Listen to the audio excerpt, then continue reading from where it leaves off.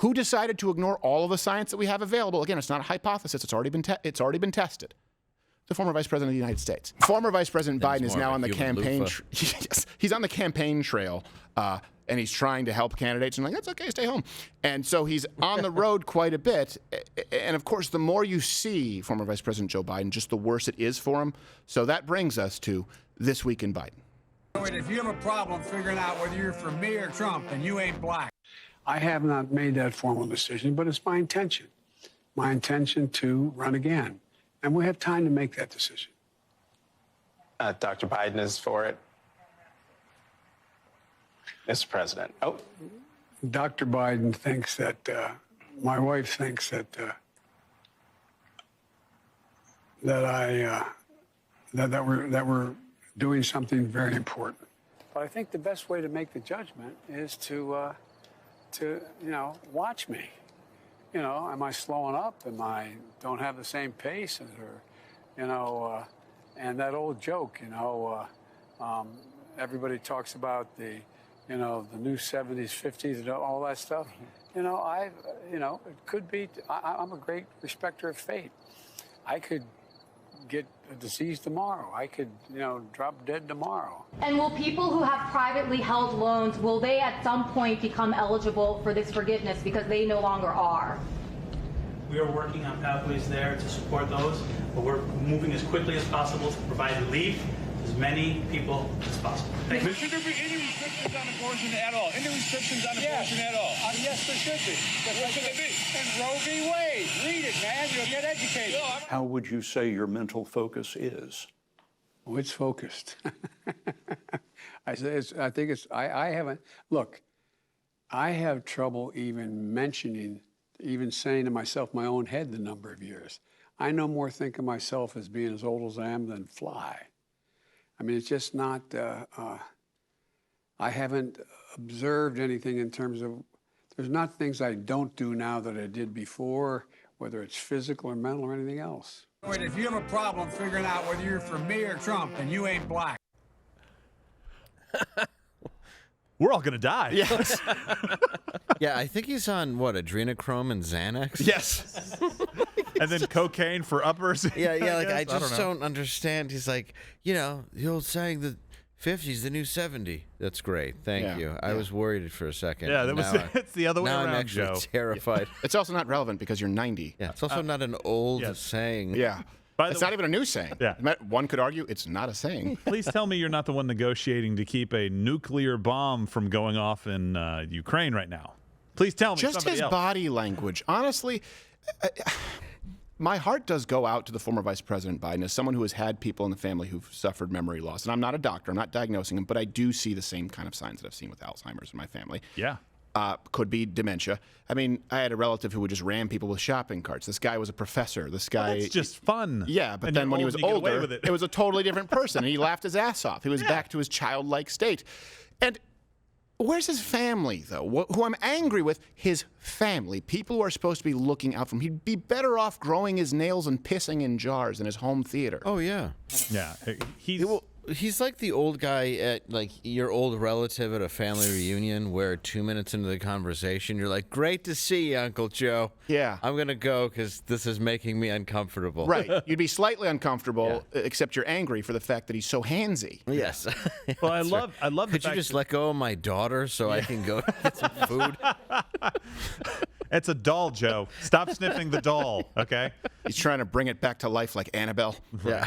No, I love in that interview where he's like, well, just, I understand. He was saying that criticisms of somebody that maybe is getting older and starting to lose a step, they're fine. It's fine to criticize that. But he goes, but just look at me. Look at what, have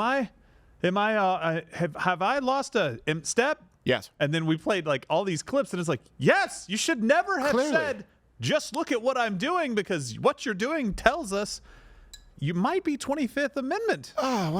But I've had people say, well, I just feel bad for him. I just think that we shouldn't be shaming him for that, for getting older. And it's like, he's the president. Yes. I'm not shaming that's him. the problem we should be able to talk about. If he was anyone else, Fine. We shouldn't have to put Cheerios in the bowl for when the president pisses. No, it's I feel like I have perfect aim. I got to hit those little O's. Just for breakfast, the doctor... You can't do that. The doctor gave me Cheerios squash banana.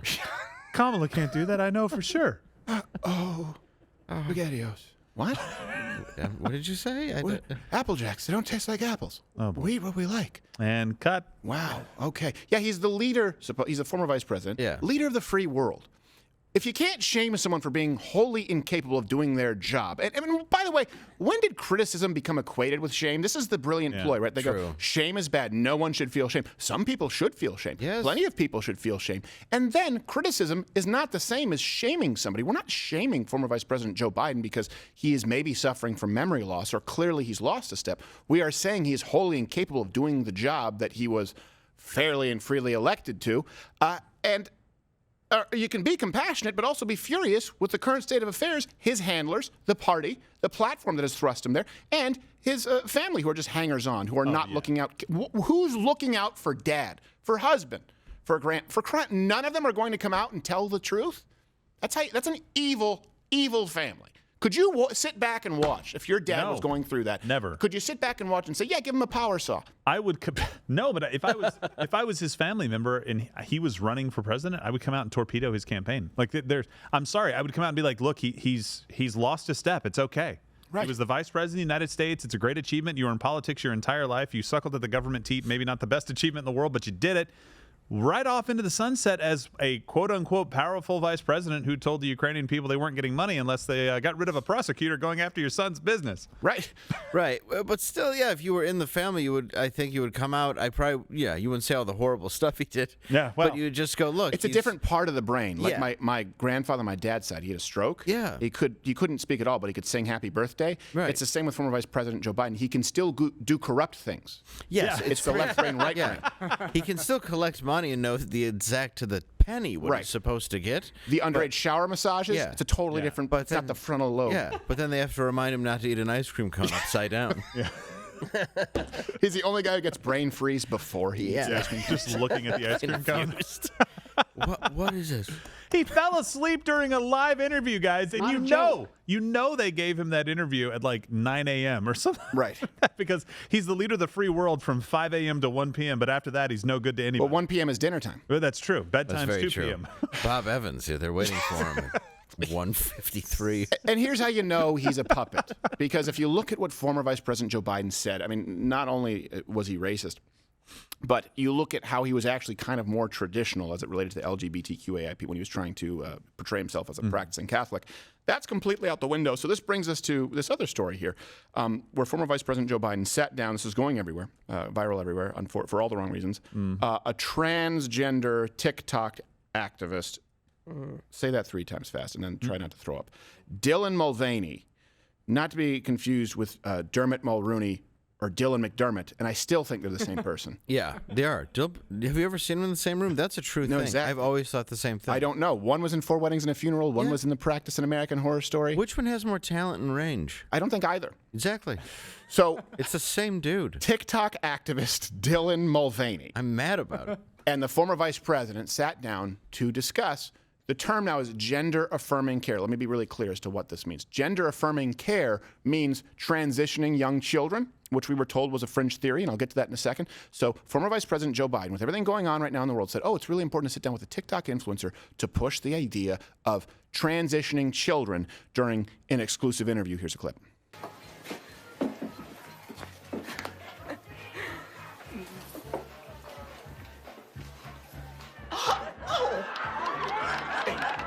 Sorry, wrong clip. I don't know how it made it into the TriCaster. Sorry. Do we have the right one? Yeah, I got it now. Here he is, former Vice President Joe Biden with Dermot Mulrooney. And it feels like Republicans have turned trans and non-binary people into this thing to blame society's downfall on in some ways. And this narrative is not only dangerous to our mental health, but also our physical safety. And particularly trans women of color are being murdered at an alarming rate. More than any other group of people. Thank you. How can Democratic leaders be more effective in advocating for us trans people and our families and our lives and our opportunities? I'm not being facetious when I say this, being seen with people like you. No, I mean it. I genuinely mean it. Well, no one's cutting you off. People fear what they don't know. They fear what they don't know. He's reading prompter. And when people realize, individuals realize, oh, this is what they're telling me to be frightened of. This is the problem. People change their minds. Do you think states should have a right to ban gender-affirming health care? I don't think any state or anybody should have the right to do that. As a moral question and as a legal question. I just think it's wrong. Well, look, first off, when they say, oh, society blames their downfall, they're afraid of us. People fear what they don't know. I will tell you right there, I'm a little bit scared that the former vice president is sitting down with the bent neck lady. I do think that it's not necessarily the best. Raving psycho. And you know that story, right, where I fell asleep to the Christmas Yule log on Netflix in a dark room. Yeah. And then it decided to autoplay Haunting of Hill House. And that's what you woke up. My pulse has never been higher until I saw that interview. And don't think it's lost on me. Your brain. They had to pre-tape it. We're live right now. Just so you know, nothing up my sleeve. Let's go to CNN really quickly. Just show them what it is right now so you can see the clock. We are live right now. We do this without a net so that you can see this happening in real time. They had to make sure they pre-taped that and cut it and cut it and cut it and sanitize it. Yeah. And even then, it still doesn't make sense. No, wait, I mean it. Let me finish. And she's like, I don't know. Who's not letting you finish? Let me stop. Hey! Oh, she has a video that she put out before, too, where she's like, I'm wearing the color of a trans flag. And she's going out and you're like, you're doing a stereotype of a girl. Yes, exactly. It's a little, it's kind of offensive, I think, to women. It used to be, remember they made Barbie fat because these are offensive stereotypes. Yeah. And then they decide, of course, when you're talking about take Caitlyn Jenner, take this individual as an example. It's let's perpetuate the stereotype of what a woman should be. Well, now we're off to the races. And by the way, just for a little more backstory, who is this person? The Dermot Mulroney, Dylan McDermott. I know that's not the name, but that's what's going to pop into my head. Yeah. Who was interviewed by the former vice president. Ta-da! Hot girl summer. Hot girl summer. Day 75 of being a girl, and I've been carrying around tampons and pads for the past 2 months, but I've actually never opened one up. So let's do it. Where's your I thought the letters stood for small, medium, and large based on the size of your Barbie pouch, but after a Google, I found out it's actually the level of your flow. I thought Barbie was toxic. My crotch doesn't look like other women's crotches sometimes because mine doesn't all look the time. like a little Barbie pocket. And we all just normalize women having bulges sometimes because we're coming up on bikini season, baby.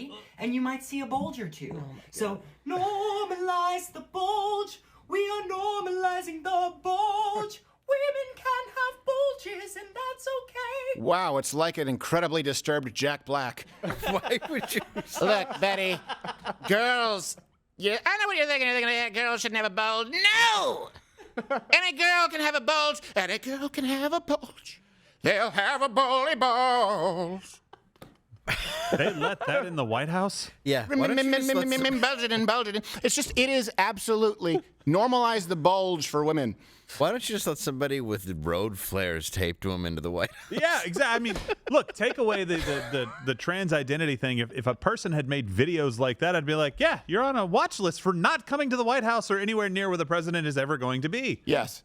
Yes. And they're like, no, you do the interview. The only time it might be appropriate to say normalize the bulge is if you're speaking to a bunch of women who've grown up next to a radiation plant. Well, in the tampon video, she actually takes the tampon and puts it in water, which I actually did as a kid, and it filled the whole glass because I found one. My friend and I, we were in Canada, and it was out of a vending machine. And we were like, why would it fill the whole glass? But she does it. I don't know. She does it, and she pulls it out, and she's like, oh, it's for smaller flow. It looks like a beautiful butterfly. I'm like, what? This person's because not I don't well. have a Barbie pouch? What? Where are you going to? You've been carrying around tampons. How many stories have we covered where they want to get rid of Barbie, the left, because they think it's toxic? It's a negative female stereotype. It's just, this transgender individual, Dylan, whatever name she's. I'm not trying to use the right or wrong pronouns. Okay, yeah. I see the picture in front of me, and my brain can't compute it, so it messes me up. Just to be clear, before you accuse me of a hate crime. That looks like a man. It looks to most people like a man in makeup and leather pants. Oh, if Trump said instead of I grab him by the, if he would have said I like to grab him by the Barbie pouch, he wouldn't have been president. No. That's how creepy that term is. And look, frankly, I'm open to all. I like a good bulge in a lady's Barbie pouch, folks. Who doesn't like a good bulge? I've never, look, come what, come all, no bulge or big bulge. Hillary would have won in a landslide. Well, Hillary is probably one of them who wants to normalize the bulge. And Mike Obama. I'm saying that's so creepy. It's like you can't say that what somebody else says on the other side is wrong and evil when it's like they say that, and it's like that's a weird thing to say. Admit it. Just Barbie pouch, right? And normalize women's bulges and her penis. I'm sorry, I'm still stuck on that. It's the summer. Person with boobs and a penis. I'm just like, I don't know. Okay. It's summer, so some women have bulges. Yeah, what? Ones that are wrecked. Yeah. Excuse me, it's ma'am. Okay. Well, seriously. And this is a perfect example of them hijacking. Women, please comment below and hit the like button if you're. I know a lot of you watching, listening right now are women. This person has now decided they speak for you. Lots of women have bulges. No, you have a bulge. Lots of women can get erections. Yes. No, you can get an erection. Let's be clear. Lots of women. I speak for women. Look, women do have their own issues. Of course, women have issues that are unique to women. I understand that just like men do, and some can argue women have more. Going into bikini season with a giant penis in your bikini is not chief amongst them for most women. It's almost like it's not designed for that. It's almost like it's been hijacked. Almost. So, and by the way, what's important about this is you have the former Vice President of the United States sitting down discussing gender-affirming care. And this is necessary because we've discussed this, Virginia law, right? States have to protect parents because we've talked about this, too, with same-sex marriage.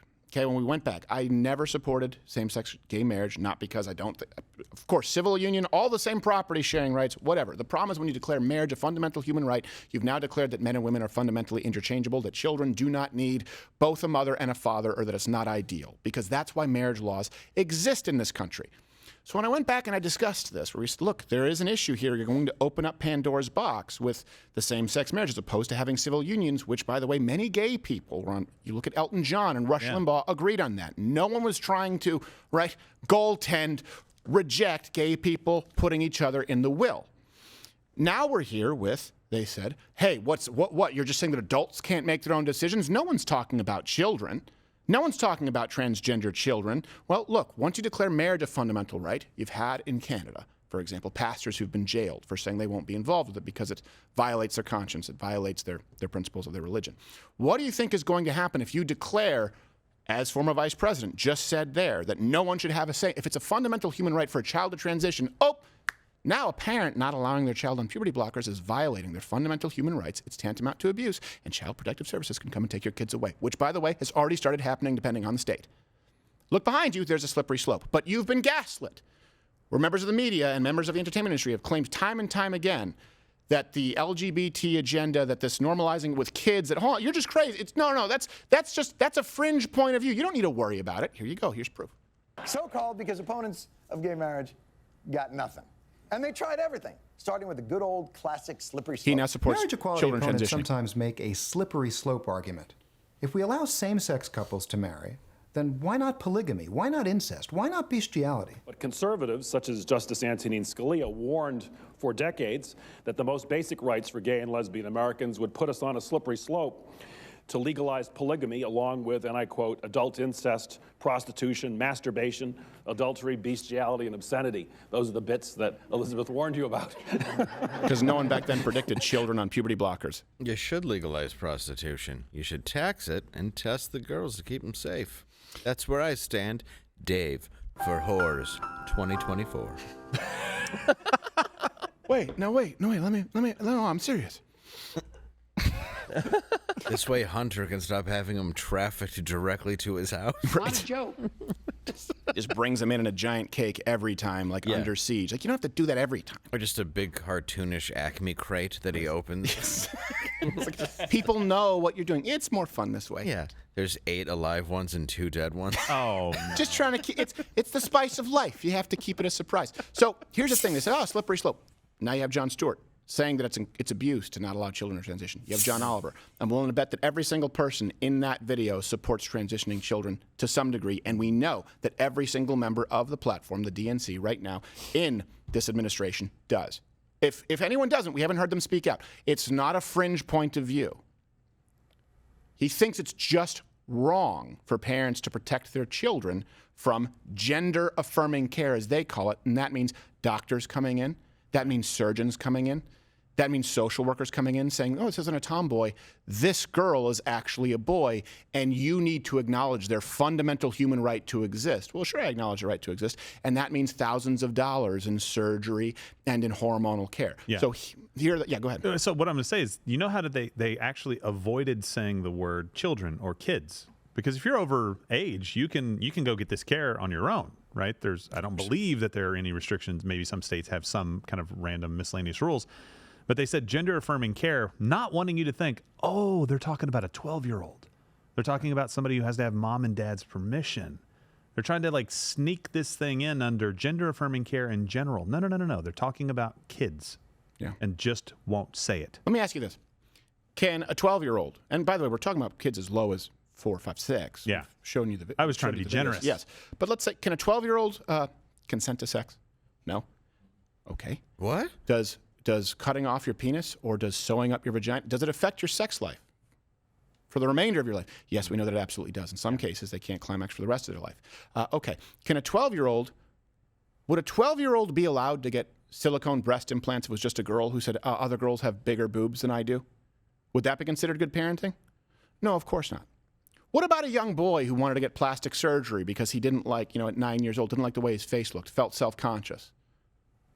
Would you allow a 12-year-old boy, would you allow a 12-year-old Italian boy to get electrolysis on his trapezoids? Probably not. You'd probably say it's age inappropriate when they say, yeah, no, but actually I'm a girl. Oh, okay. $250,000 in hormonal replacement and, of course, in surgical care, which is completely elective and unnecessary. And by the way, we have the stats on this. We know that about 80, anywhere as low as 87, and there are older studies that are as high as 95. Let's call it 87%. That's the lowest that we have of children they completely grow out of. They completely grow out of thinking that they are trans if you just do nothing. The moment you give them puberty blockers, 0% grow out of it. So we go from 87% of kids growing out of it to 0%. By the way, that 100% in the case of kids with puberty blockers, they're now in a statistical pool, a reality of 42% attempted suicide rate.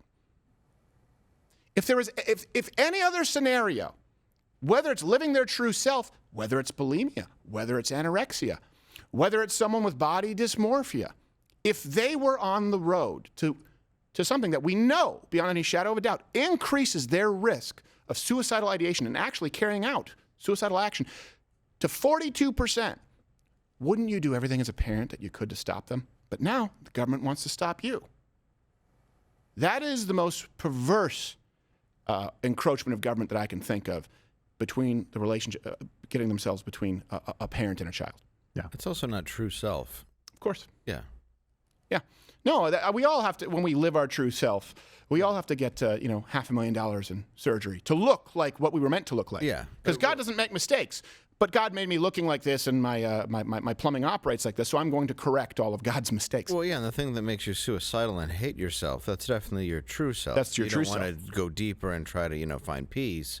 You want the thing that makes you die, you want to glorify that. No. It's society that makes them suicidal, even though it's higher than Jews in Auschwitz and American slaves.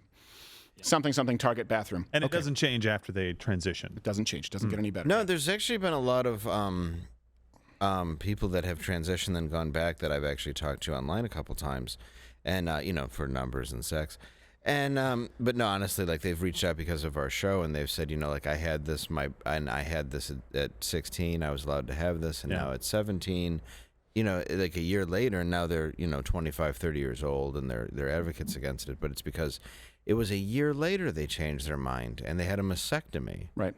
Stuff like that, and it's kind of sad because I think that both those voices need to be heard, right? And not shunned like they're saying something bad. It's like, this person lived it and experienced it. They should be allowed to say, like, you can draw your own opinion. Sure. That's the part I don't get. So why silence the voice of somebody who's experienced it firsthand? Right. Well, and I'm putting this together in my head. I'm thinking through, okay, what if my son has issues when he's 10, 12? God forbid if the public Don't you school... put that evil on your offspring. You don't know if he's a son yet. Well, that's true. The doctor could have made a mistake by saying, hey, you got a penis. You're a son. Oh, okay. boy. I hit my doctor square in the bottom. Yep. Yeah.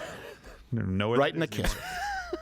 But walking through that process, yes, parents, I understand that that's a very difficult situation to be in, but parents have gotten to the point where they never want to tell their kids no. They never want to actually parent their children. But it's part of the process that you have to go through, and you have to make sure, if you are neutral on this, at the very least, you should make sure they get to a point where they can make good decisions in life. I don't know, like buy a beer, vote, rent a car, those age ranges, something like that, where you can actually go, okay, this wasn't a fad. But here's the thing I'm really not understanding right now. This day and age in school where it's promoted to explore your sexuality, to explore your gender identity, is this really that big of a thing for kids right now? Is this really the hateful environment that they're making it out to be? Where they quote numbers like trans female murder rate for people of color is higher than any other people group, period. I would like to do some research into that and see how they got that number. Is it really? It's a niche sampling size. If you're unless trans they were in the right Warriors. now in school, you go do whatever you want. Yeah, well, that's the thing. It's like, hey, I would like to buy this beer. I'm sorry, you can't have age. But there's a fake cock attached to it. Right this way. Right this way. Come. Would you like a Pabst Blue Ribbon? It sucks too. And by the way, this is a big part of it too, is, feminists. I was just watching the show The Watcher. I think that's what The Watcher, I think it was on Netflix because we were going to review it. So they talk about their daughter, and the dad says, hey, you're not even 16 yet. You shouldn't be wearing lipstick. Or, hey, I can see your bra strap. Be careful the message you're sending out to young men. And the mom says, we were never going to be like this. We said we were going to raise young girls who own their sexuality. And here's something that I wanted to bring up. Come on. Is when they say own their sexuality, and this is from feminists, right, is own their sexuality largely meant being as promiscuous as men. And obviously it's backfired. And obviously that is the start of the blurring of gender lines that men and women are the same. But let me ask you this, women, if you're watching right now. How does this pass the sniff test? Yes, I'm owning my sexuality. I'm owning my value by giving it away. Let's just look at supply and demand. Let's look at basic economics, the concept of scarcity. Is there any other example that you can think of where you increase the value of something by making it more readily available and a greater supply? In other words, how is it that women believe they increased their value by owning their sexuality, which meant giving it away? Well, I'm in charge of it. Well, hold on a second. Unless you're talking about rape, you've always been in charge with it. And by the way, we're all against rape. But the idea of free love and free sex, where else would that increase the value of anything? By giving it away for free. Yes. Let more men have one-night stands with you. That'll empower you. Anything. Think about anything. If doesn't make sense. If oil was given away for free. Red Bulls, right? If you ever see the Red Bull girls, they come up, they have their backpack. Like, oh, man, I'm dragging. Oh, thank God, the Red Bulls, they gave it away for free. Now you're not going to buy a Red Bull. Well, they were trying to seed the market and get you to try before you buy. Well, yeah, they also throw in some fentanyl, and that's a problem. Well, that is a problem. That's a labeling issue. You see that with cigarettes.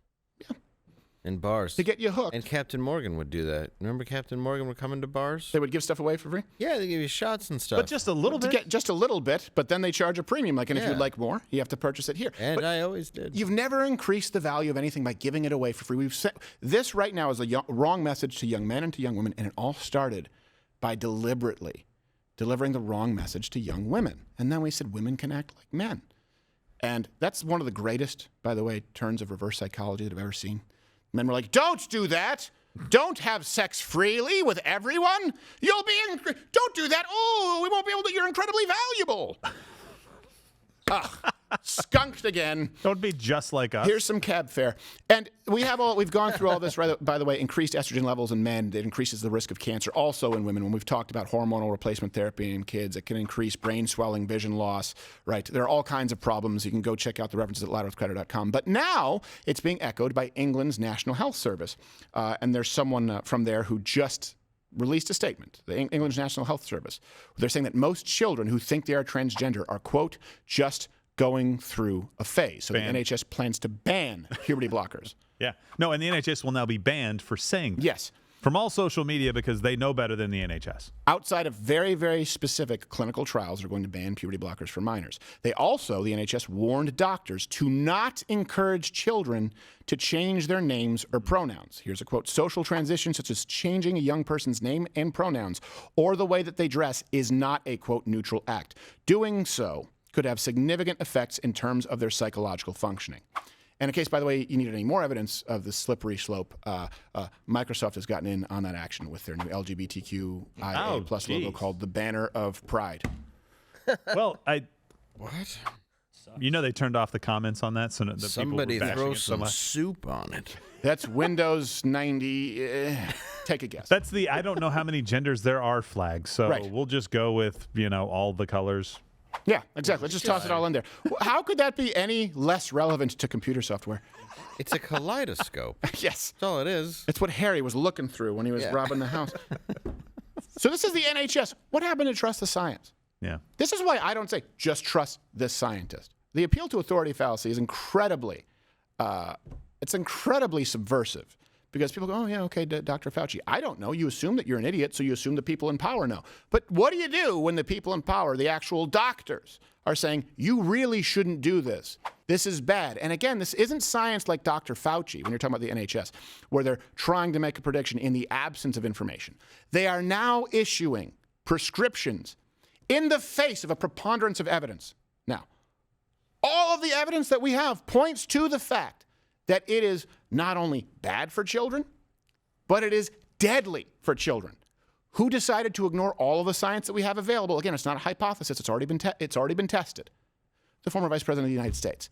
He's decided to take it upon himself to fly in the face of science and say, and I'm not kidding, it's the most, no state should have any right to stop parents from telling you can't be on puberty blockers. Hey, oh, that's a slippery slope. Way, way off in the distance. Like Wilson in Castaway. That's where you are. Watch Louder with Crowder live, Monday through Thursday, 10 a.m. Eastern.